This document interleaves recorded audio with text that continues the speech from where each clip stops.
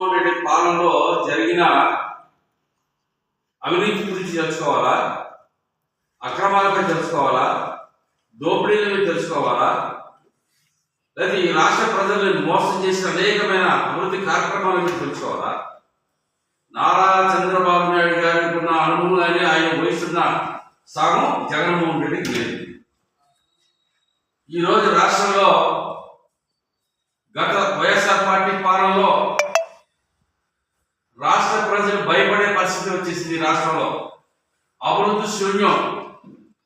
ఆ రోజు జరిగిన అభివృద్ధి పాలన అంటే దోచుకోవడం అక్రమాలకు పాల్పడడం, రాష్ట్ర ఖజానాన్ని పూర్తి స్థాయిలో జీరో చేశారు.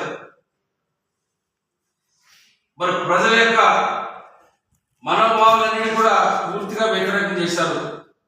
ప్రశ్నిస్తే కేసులు పెట్టారు, ప్రశ్నిస్తే దౌర్జన్యాలు చేశారు, ప్రశ్నిస్తే ట్రైన్ల కింద చుట్టారు మహిళల్ని, ప్రశ్నిస్తే మహిళల్ని మానభంగం చేయించేవాళ్ళు, ప్రశ్నిస్తే హత్యలు చేసేవాళ్ళు.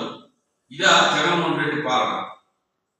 ఈ పాలనలన్నింటి కూడా నారా చంద్రబాబు నాయుడు గారు ఈ రాష్ట్రంలో ముఖ్యమంత్రిగా చేపట్టిన తర్వాత గత ప్రభుత్వాలు జగన్మోహన్ రెడ్డి చేసిన అవినీతి అక్రమాలు కానీ ఆర్థిక రంగం పూర్తిగా దెబ్బతినడం అవన్నీ గాడిలో పెట్టడమే చంద్రబాబు నాయుడు గారు చేసిన పని.